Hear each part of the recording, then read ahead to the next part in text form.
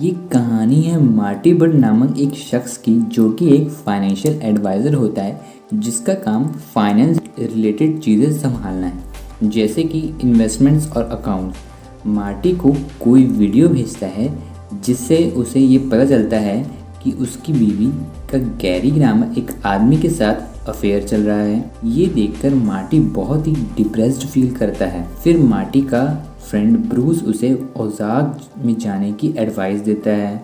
Marty और उसके साथ के लोग डेल के लिए मनी लॉन्ड्रिंग का काम करते हैं।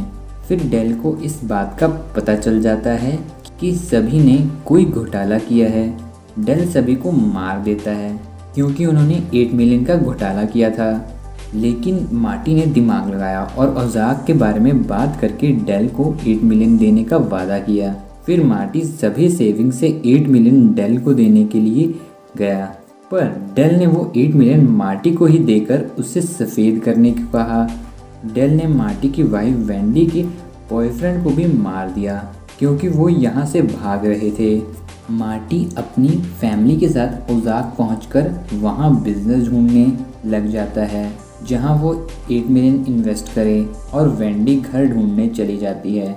जब वो बाहर होते हैं तभी रूथ नाम की एक लड़की, जो कि एक चोर है, वो 3 मिलियन चुरा लेती है। इस टाइम में उनके दोनों बच्चे भी घर पर नहीं होते हैं, पर किसी तरह मार्टी उन लैंगमोर फैमिली से अपनी जान पर खेल कर पैसे ले आता है। अब मार्टी की वाइफ वेंडी ने एक घर खरीद लिया था, और दूसरी तरफ मार्टी अपना मनी लॉन्ड्रिंग के लिए बिजनेस के लिए एक ब्लू कार्ट लॉज ढूंढ लेता है। फिर रूथ मार्टी के पास जाकर डिश वॉशर का काम मांगती है ताकि वो मनी लॉन्ड्रिंग का काम समझकर मार्टी को मार दे। रॉय नाम का एक FBI एजेंट मार्टी के ऊपर नजर रखने के लिए अंडरकवर एजेंट बन के ओज़ार्क जाता है। मार्टी अपना बिजनेस एक्सपेंड करने के लिए लोकल स्ट्रिप क्लब खरीदना चाहता था, पर उसका ओनर बॉबी बेचने के लिए तैयार नहीं था। इसलिए मार्टी ने रूथ के साथ मिलकर क्लब के पेपर्स ले लिए और बॉबी से लीगली क्लब खरीद लिया।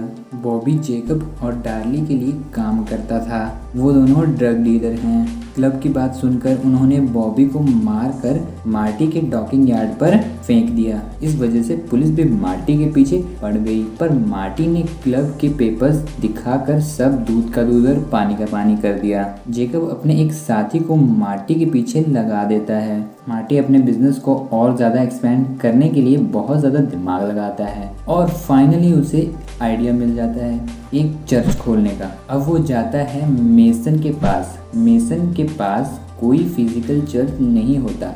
वो अपनी सर्विसेज एक बोट में बैठकर देता है। उसे भी एक चर्च चाहिए थी, पर उसके पास इतने पैसे नहीं थे कि वो चर्च खरीद सके।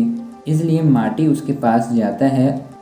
फिर जेकब के आदमी मार्टी को धमकी देते हैं कि वो कोई भी चर्च ना बनाए, क्योंकि वो लोग ड्रग सप्लाई करते हैं मेसन की सर्विसेज के दौरान।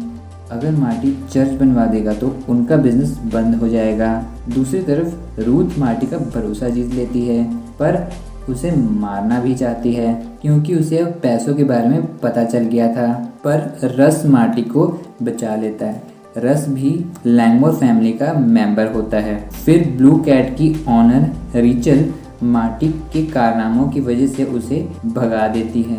मार्टी के दोनों बच्चे काफ़ी अजीब बिहेव करते हैं। पहले तो उनकी बेटी शार्लेट का भाग जाना, और दूसरा जोना का मरे हुए जानवरों को लेकर ऑब्जर्वेशन का बढ़ना। मार्टी जेकब को $7 लाख देता है ताकि वो मेसन और उसकी फैमिली को ना मारे। फिर मार्टी अब सब कुछ मेसन को बता देता है कि अगर उसने चर्च बनवाया तो वो और उसकी फैमिली मारी जाएगी स्नेल्स की वजह से।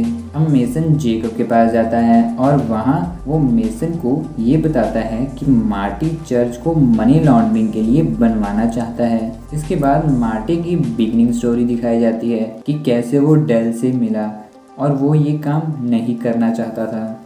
जहाँ वेंडी काम करती थी, उसके बॉस सैम की मम्मी से $9 लाख मार्टी को देकर इन्वेस्ट करवा देती है, और यहीं मार्टी डेल के $8 मिलियन की मनी लॉन्ड्रिंग कंप्लीट करता है। अब डेल $50 मिलियन मार्टी को दे देता है और उसे भी सफ़ेद करने के लिए कहता है। दूसरी तरफ सैम की मम्मी की डेथ हो जाती है एक्सीडेंट की वजह से, और वो मार्टी से इन्वेस्ट किया हुआ पैसा मांगने के लिए जाता है। मार्टी उससे कहता है कि वो फ्यूनरल का सारा खर्चा उठाएगा। इसके बाद रॉय रस को भी अपनी सारी सच्चाई बता देता है कि उसका प्लान मार्टी को पकड़ना है। अब रस खुद ही मार्टी को मारने के लिए प्लान बनाता है, पर रूथ को इस बात का पता चलते ही वो रस को मार देती है। अब मेसन अपनी सर्विसेज कंटिन्यू करता है, पर ये सब वो ज़्यादा देर तक नहीं कर पाता। इस वजह से जेकब ने उसकी बीवी को मारकर उसके बच्चे को घर छोड़ दिया था। फिर मार्टी की फैमिली मार्टी को छोड़कर चली जाती है। साथ ही वो डेल के आदमी को भी मार देते हैं। ये सब होने के बाद डेल आता है और मार्टी को पूछता है। मार्टी बोलता है कि उसे इस बारे में कुछ नहीं पता। डेल बोलता है कि उसके पास उसके लिए एक डील है। वो उसकी ज़मीन पर एक कैसीनो खोलेगा और उसका सारा पैसा सफ़ेद करेगा। साथ ही स्नेल्स भी वहाँ ड्रग सप्लाई कर सकते हैं। फिर डार्ली डेल को मार देती है क्योंकि उसने उनकी इंसल्ट की थी।